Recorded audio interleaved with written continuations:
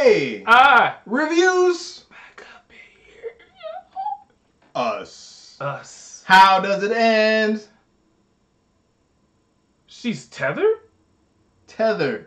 Alright, so basically, lots of trailers, lots of misdirection. Pretty much how it ends, you find out that Lupita's character Was switched. Red. She switched way back when. So the opening scene we watch, the little girl that goes running away, yes, is not the same little girl that walked in there. Yes, did you see? Yeah. She is the Shadow. It's the Shadow. The Shadow breaks free, has a whole life. The original her comes up with this grandioso plan to get everyone untethered. Yeah, and get her life back. Yeah. And which is a messed up life she had. She does not succeed. She gets killed, and the Shadow keeps living on. But the son realizes that, you know what? Mom ain't right. I mean, that's his actual mom, but not of, like, who it probably should have been initially. Yeah. Right? So, yeah. Crazy.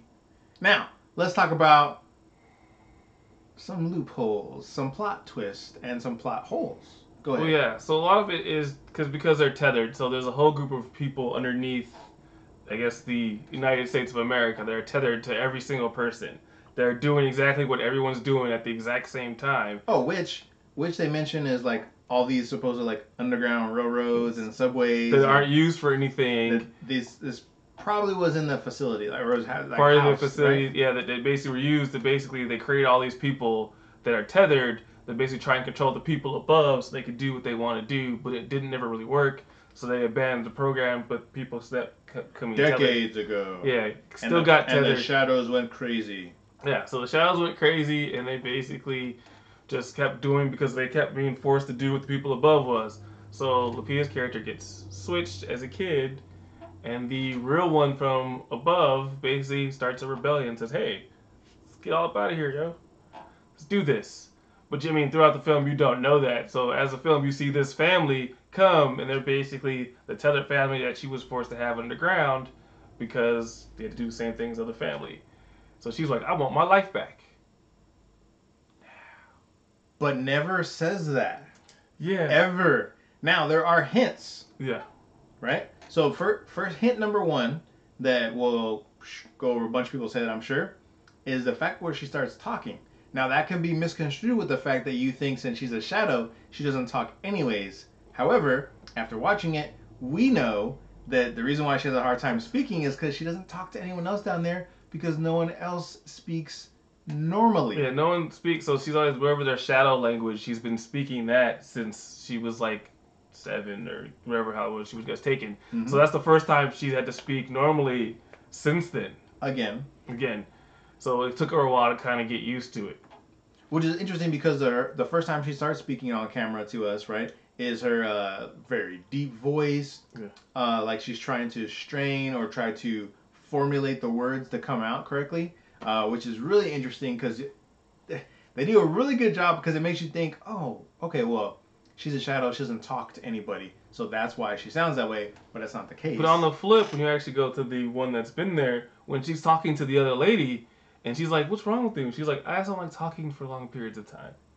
And it comes to the fact that like she didn't talk as a kid because she was basically learning how to talk. Yep. Because she was a Shadow. She was a Shadow, so she was tethered the entire time. So you come out trying to figure out, okay, so she doesn't like talking for long periods of time because she doesn't, that's not her normal language. Yep. But she's trying to pass off. Possibly get exposed as well. Yeah. Although she did live a pretty full life going from, young child all the way to an adult, got a husband, children, the whole nine, yeah. Which is crazy. The tethered Shadow world is really weird. They don't explain why they eat rabbits for food. I guess that's the only food down there. Whatever they eat rabbits. I have no idea. I guess that's the only food down there, and that's just what here. And I guess they breed so fast, so it's easy for them to just constantly. Yeah, I have no idea. Yeah, that didn't really. I don't understand why it was rabbits, but. Right. That was crazy. Raw rabbits. It's always raw rabbits. Man. Look, some of them are eating live. They're like that when they scroll by that room. They're like squealing. Like, yeah. I was like, oh no, make it stop. So, but Oh, and then the gold scissors to simulate or to symbolize basically them like cutting, Yeah, right? them being untethered from each other. Like cutting free from being tethered, which is crazy because they never really made a cutting motion. It's more like a stabbing motion. Yeah, they always did stabbing. They never really like, besides you making that little like paper hands across. It's the only time they actually saw like real cutting. Other than that, it was just you don't get these scissors. Yeah, just stabbing. And then in the opening scene, you have where Lupita's character, the young version of her, right, is watching that Hands Across America, and then you see the Right Stuff VHS tape right there. Chud. I don't even know what that movie Chud, was. it's a horror movie, yo. Well, I'm glad you know. Chud. So they live on it because it's Chud is because they're a group of like people that live in the sewers.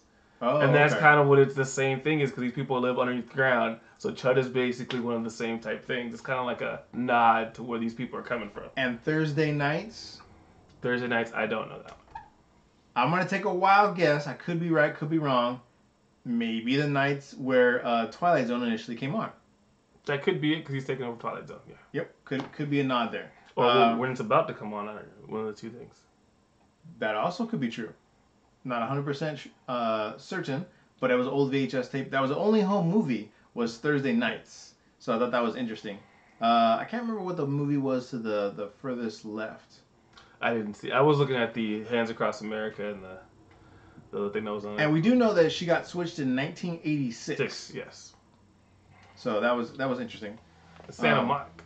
Yeah, Santa. I thought it was Santa Cruz. Santa Cruz. Santa Cruz. But they're at Mission Beach at the end, though. Yeah. So I didn't understand too at the end where I'm like, are you trying to get away? Or are you trying to go to another house, right? Like, see, at the end they're trying to go up the coast. So she was like, okay, we can't stay here. There's much better roads to take. She wanted to drive along the coast because she didn't want to go in the inner part of the cities. Yeah. Because it might be too dangerous. So she wanted to ride across the coast to get to Mexico. But her other self thinks the same way. So that's why I set up a roadblock for them to stop them. So that was pretty interesting. And to your point too, where it seems like the real ones on top kind of had influence and control of the ones in the shadow. Yes. Or at least the son did, for sure. The son displayed the son for parts of the movie. Because the daughter... control. Yeah, she was like, nah. I think in part, because even the part, she felt like he had a little bit of control over his tethered here and there. Not a lot, but you could see the parts where he was doing stuff and it was influencing him. Even when unfortunately took his mask off. It's like he's doing it, the shadow is doing it too. Yeah. And even the part when the kid kills himself, or I don't know who's tethering who at that point, going into the fire. Yeah. But it's still, they were connected at that point. And then, okay, so here's the other thing I was curious about. Do you think that Lupita's character, Red, does she come out of the shadows right there by the SUV? Because she is 100% not there when he's backing up initially. So you know how she like just kind of pops up. Well, she was. I when he backed up, I was watching the side right there. So she like appears. She's kind of there, so she's ducking, and so when he starts backing up, you kind of see like she's probably underneath the SUV. So when it starts, she's probably underneath, laying down because it's a trap, and it sees her crawl out. I'm gonna say it'd be cooler if she like appeared out of the shadow. It would have, but I think she was underneath the SUV, and then you can just see her kind of get up, and then she kind of just turns her head to the side and snatches the kid up. Then just takes him all the way down, and then hides him. So. Yeah, it takes him down to their underground area. Which makes you wonder, like, when they're doing that, like that kind of like dance fight at the end, like how does she die so easily at that last, like, I'm going to now do these upward thrusts when I've been stabbing you all over your body, and then now you're going to poke me and I die. Yeah, I think it was just... See, I see it on your face. You're like, yeah. Yeah, the where the fight even too, it was weird because the tethered one was out. Well, the real one, because she's the real one. The original. So the original had was the upper hand. Upper hand on the tether. Which is also weird because it's like, how does she know her movements like that well? Because I understand that the shadow one would do that. Which when you think she's a shadow, it makes sense because she's always seeing her thoughts. Yep. So the shadow could easily dodge it, but she's the real one, so now it's kind of flipped. Yeah, it's almost as if the original version, who is the one in the red jumpsuit, Yeah. like already knows, like, oh well, if I were you, I try to do this. Yeah. And she dodges those attacks pretty much effortlessly initially. Right? Yeah, and then the last one, she sneaks up and she turns around and just stabs her. It was just kind of like, all right, like how did you not see that one coming? Yeah, it's very straightforward movement, nothing surprising. Almost kind of like she wanted to die. I'm not really quite sure. I'm sure there'll be lots of, open to interpretation on that one, or debate on what the whole premise or plot. They don't really say how it ends in regards to the Hands Across America whole plot thing. That was supposed to be like their way of getting everyone's attention. Even when Lupita kills her real self, the shadow, like the one that's been up top for a long time, the shadow, I guess, does the little like kind of underground shadow kind of noises. Yeah. When she kills him, kind of like a little bit, kind of catches herself, and then kind of does that like laugh that like Lupita did at the beginning when she first came up, and it kind of like shows a little bit of like, hey, the shadowness. And I was like, kind of first thought maybe it's some of it's rubbing off on her, but I was like, wait a minute, she's the tethered one all along. So I'll be honest. I want to say about halfway through, I started questioning whether or not I was watching the shadow this whole time, or if we're watching the real one in the red jumpsuit. And towards the end, that's when, for me anyways, it got really, really questionable. I thought one of two things. I was like, okay, either this shadow chick is going to put a face mask of herself on the kid, and she's going to stab him at the end, because you know how the kid was always hiding? Yeah. So I thought that's what was going to happen maybe. Or, ultimately, it was going to be where the original shadow kills the real original her place. upper person, takes her place. So, turns out it was... Yeah, I got midway through and I started piecing it together that, hey, the one that we've been seeing the entire time is the one that was the shadow one, because when she didn't talk when she was originally as a kid, and then the fact that she was gone for 15 minutes. And it was like, well, it didn't seem like she was that long. She walked through there and then ran back for her to be gone for 15 minutes. Yeah. I'm like, something else happened. That's why we were saying, like, so when you're watching it, there are, for sure, like, he gives you, like, elements to, like, to question, like, oh, how long was she gone? But then you just think, oh, well, it's movie time. She wasn't gone that long, right? They're just going to say it was 15 minutes total, right? And then, oh, maybe, that's how long it took to find her. And then there's the other scene where, like, she's talking to her friend, where she's like, oh, I don't talk that much. I'm not really good at it. And then there's where the son gets so which also would explain why she was so concerned with the son walking off. Yeah. She was thinking that maybe the same thing would happen to the son, and the son would get switched. And then she wouldn't know. Yeah. And then also way she kills one of the twins, right? She does that pretty... So, yeah, the twins basically, because the kids basically handle the twins, and then she sees one of the twins come back, and she kills it, and still kind of makes some of that noise. And she kills it like pretty much effortlessly once she finally gets the scissors. Yes, and just like, oh, this is how you do it. Yep, like, bam, done. Like, and it kind of makes some of that noise, and the son walks in like, Mom, all right, I don't know. Yeah, so it overall good, good thinker, right? Something that keeps you engaged. They kind of gave it open, like the son looks like the son knows, but you don't know for sure if the son knows. And then he puts his mask on. He puts his mask on. And it almost makes you wonder... Did they switch the son? If the son accepts it, thinking like, oh, this is probably why I'm a little weird. Maybe. Right? Yeah. Because he looks at the mom like, and then just puts his mask on. Kind of like that's where he gets it from. So who was really wearing the mask this whole time? Yeah. Because the son would just realize I'm weird like this because, that's what she is. Yeah. And why he always likes running into like the little dark cupboard and things like that. So.